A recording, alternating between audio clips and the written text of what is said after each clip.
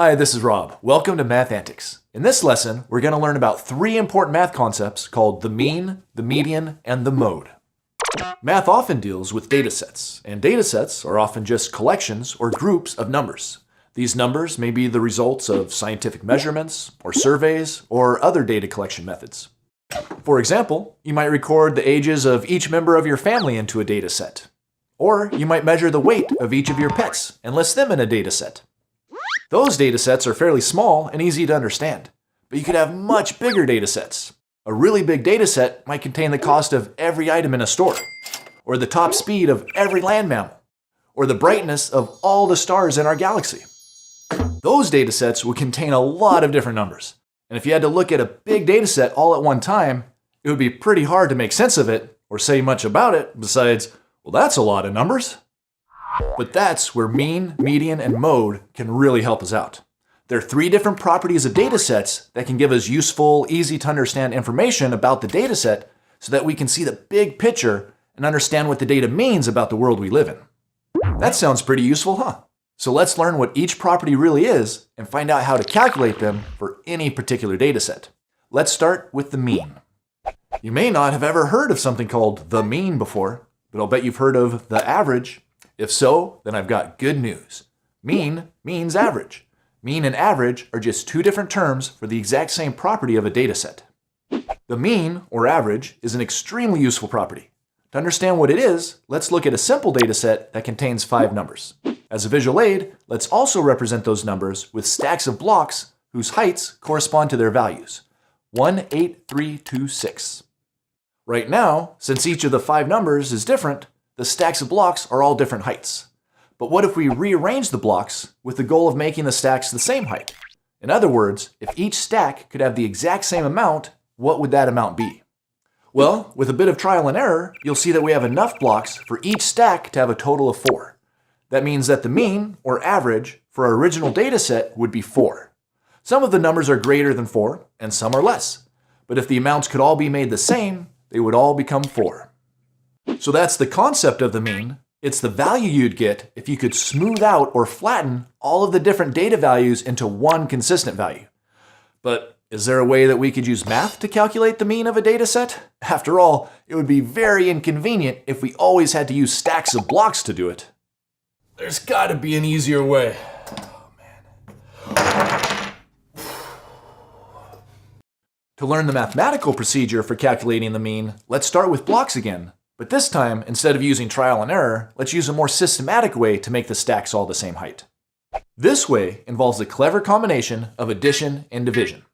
We know that we want to end up with 5 stacks that all have the same number of blocks, right? So first, let's add up all of the numbers, which is like putting all of the blocks we have into one big stack. Adding up all of the numbers, or counting all the blocks, shows us that we have a total of 20. Next, we divide that number, or stack, into 5 equal parts. Since the stack has a total of 20 blocks, dividing it into 5 equal stacks means that we'll have 4 in each, since 20 divided by 5 equals 4. So that's the math procedure you use to find the mean of a data set. It's just 2 simple steps. First, you add up all the numbers in the set, and then you divide the total you get by how many numbers you added up. The answer you get is the mean of the data set. Let's use that procedure to find the mean age of the members of this fine-looking family here. If we add them all up using a calculator, or by hand if you'd like, the total of the ages is 222 years. But then, we need to divide that total by the number of ages we added, which is 6. 222 divided by 6 is 37. So that's the mean age of all the members in this family. Alright, that's the mean. Now what about the median? The median is the middle of a data set. It's the number that splits the data set into 2 equally sized groups or halves. One half contains members that are greater than or equal to the median, and the other half contains members that are less than or equal to the median. Sometimes finding the median of a data set is easy, and sometimes it's hard.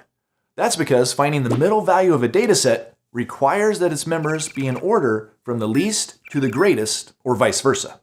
And if the data set has a lot of numbers, it might take a lot of work to put them in the right order, if they aren't already that way. So to make things easier, let's start with a really basic data set that isn't in order. It's pretty easy to see that we can put this data set in order from the least to the greatest value just by switching the 2 and the 1. There, now we have the data set 1, 2, 3, and finding the median or middle of this data set is easy. It's just 2, because the 2 is located exactly in the middle. That almost seems too easy, doesn't it? But don't worry, it gets harder.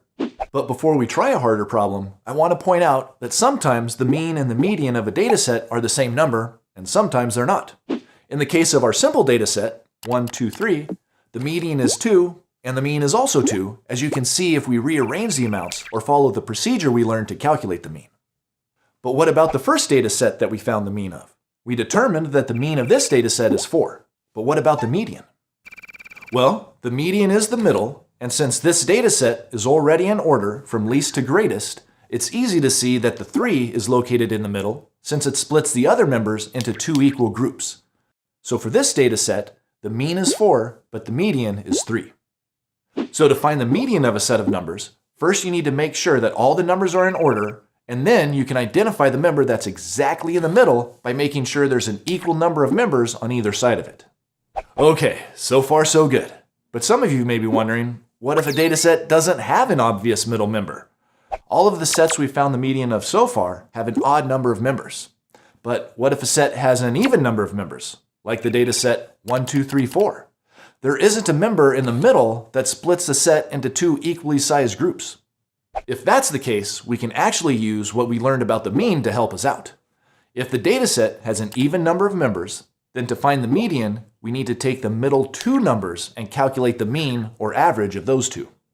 By doing that, we're basically figuring out what number would be exactly halfway between the 2 middle numbers, and that number will be our median. For example, in the set 1, 2, 3, 4, we need to take the middle 2 numbers, 2 and 3, and find the mean of those numbers. We can do that by adding 2 and 3, and then dividing by 2. 2 plus 3 equals 5, and 5 divided by 2 is 2.5. So the median of the data set is 2.5. Even though the number 2.5 isn't actually a member of the data set, it's the median, because it represents the middle of the data set, and it splits the members into 2 equally sized groups. Okay, so now you know the difference between mean and median, but what about the mode of a data set? What in the world does that mean? Well, mode is just a technical word for the value in a data set that occurs most often. In the data sets we've seen so far, there hasn't even been a mode because none of the data values were ever repeated. But what if you had this data set? This set has 6 members, but some of the values are repeated. If we rearrange them, you can see that there's 1, 1, 2 2s, and 3 3s. The mode of this data set is the value that occurs most often or most frequently, so that would be 3 since there's 3 3s. Now don't get confused just because the number 3 was repeated 3 times. The mode is the number that's repeated most often, not how many times it was repeated. As I mentioned, if each member in a data set occurs only once, it has no mode. But it's also possible for a data set to have more than one mode. Here's an example of a data set like that. In this set, the number 7 is repeated twice, but so is the number 15. That means they tie for the title of mode. This set has 2 modes, 7 and 15. Okay, so now that you know what the mean, median, and mode of a data set are, let's put all that new information to use in one final real-world example.